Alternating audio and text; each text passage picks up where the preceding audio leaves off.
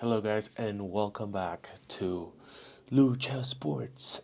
Today, we're doing the best section ever, sports in 10 minutes, and let's start right away with Copa America last night. Weird, weird Copa America last night. The U.S. gets eliminated. Mexico and the U.S., the two best teams, the two best teams from CONCACAF, or at least we thought so, get eliminated. Yesterday, the USA loses 1-0 against Uruguay in a very controversial game. Very controversial game. Uruguay scores a goal that appears to be outrageously offside. They review it, they say it's not offside. There's some iffy. The technology is not great. The technology isn't great. One second. Let me fix this. Technology isn't great, obviously. So it's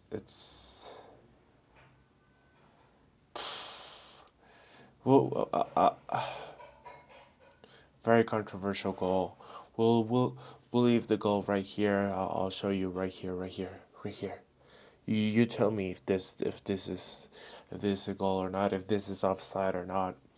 But anyways, even if that wasn't a goal, the U.S. weren't able to score, and they had to win because Panama did win against Bolivia, and they do go through as the second seed of that group. They win 3-1, which meant USA had to win against Uruguay, and they started the game very good. They started a game from the moon. There was a moonshot. Everybody was like, "Why are we watching the game from here?" It was like the highest camera in the world. It was so weird, and then they fixed it. They fixed it at the end, but it was definitely a weird shot. But the U.S. started very well, but they just didn't have any real chances to score. They played very well the first half. The second half, I mean, they played well at the end. But they were dormant for most of the second half, and that's just not gonna cut it against Uruguay. Um, and Colombia and Brazil play today. Keeping it in Copa America, Colombia and Brazil play today. They're gonna whoever wins gets the first seed, and Uruguay plays the second seed of Brazil and Colombia, which is probably going to be Colombia, and Panama will probably play against Brazil in the next round in the quarterfinals. Almost set, and we'll have a video for predictions for quarterfinals for sure. To the Euro Cup, France against Portugal is set. Almost the quarterfinals are almost set too. Here in the round of 16, France beat Belgium 1-0 with an own goal. France keeps having these problems of scoring. We'll see how they fix it. We'll see how they fix this because it's getting bad. They can't score. They can't score goals. And they're creating opportunities. They just are not able to score. They're not creating like very good opportunities. Like there was no opportunities where you went like, man, how did he miss it? That was the easiest goal. But they are creating a lot of offensive opportunities, and against Portugal, they would need that.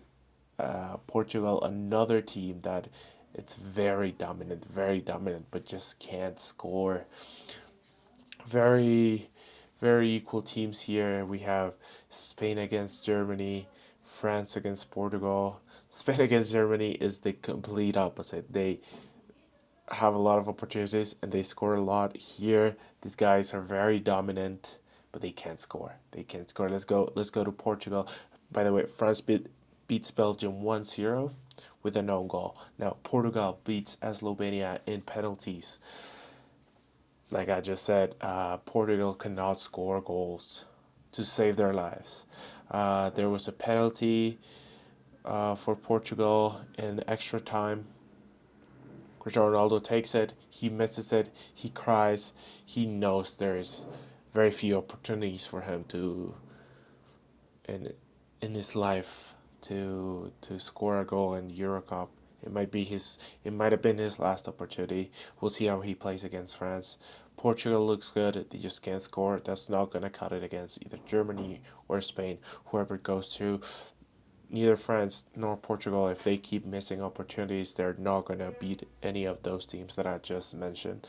Anyways, Portugal beats Slovenia in penalties 3-0. The goalkeeper saves the 3 goals, and Cristiano Ronaldo redeems himself, shooting the first penalty, and he scores it. Let's go to the NBA now. Klay Thompson signs a 3-year deal with the Mavericks for $50 million. That's gonna help a lot the Mavericks, in my opinion. As sharpshooter, it's gonna help stretch the court. They did need another piece there. The Mavericks, they were one piece away. He is gonna also bring defense. They need defense. He's not gonna bring a great defense, but he's still a good defender. Next up, Donovan Mitchell signs an extension with the Cavs for 5 years. 3 years, sorry, $150 million. LeBron James reportedly will now ask for a full max after the Lakers struck out in Klay Thompson. I don't know how they did not land Klay Thompson because he's born and raised in LA. Rob Pelinka needs to get fired from his job. And they also missed on Paul George. Maybe DeMar DeRozan will be the consolation prize. We'll see. Um, let's go to the UFC. The new ranking for pound shows Alex Pereira move up to number 2. John Jones moves down to number 3. Islam Makhachev stays at number 1. What do you guys think about these? I think Pereira does deserve to be in that number 2 spot. John Jones' inactivity again plays a role when he wins again against I forgot who he's fighting. When he wins again, I forgot who he's fighting. I know who he's fighting. I just forgot his name all of a sudden. Yeah, Pereira number 2, John Jones at number 3, inactivity. But when he fights again, he'll go back to number 1, obviously. Michael Chandler is seeming to look for a new opponent. He's tweeting after Arman Tsarukyan got suspended by the UFC. Michael Chandler has been calling out the champion Islam Makhachev to fight. Islam Makhachev doesn't seem interested, but that's somewhere where the UFC could be going. And as you can see, it is affecting that Chandler and Conor did not fight this weekend because that affects the lightweight division. There's not a clear contender. If Conor won that fight, he was going to fight for a championship. We all knew that. If Michael Chandler won that fight, he was going to fight for a championship. We all knew that. Now there's no clear contender there. Maybe Max Holloway. I have no idea, but Arman Tsarukyan is suspended. The lightweight title is open. It's open for grabs. Obviously, you have to beat Islam Makhachev, and that is difficult enough. And MLB, let's go to the last one. MLB rumors. Bobby Bichette and Vladimir Guerrero Jr. They might be traded by the trade deadline. It's just not working for the Blue Jays. They need to do something different. The definition of insanity is doing the same thing over and over again and not getting the same results. What are the same results? They're not winning with Bo Bichette. They're not winning with Vladimir Guerrero Jr.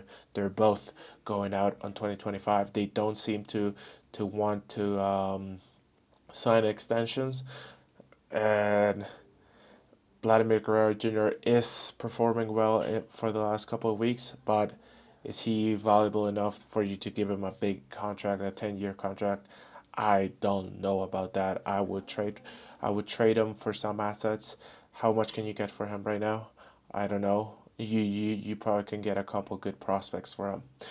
Bo Bichette, I see him staying, but other than that, I think they should trade both if they want to do something different.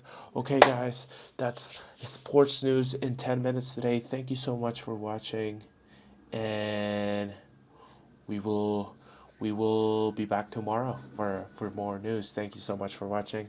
Have a good day.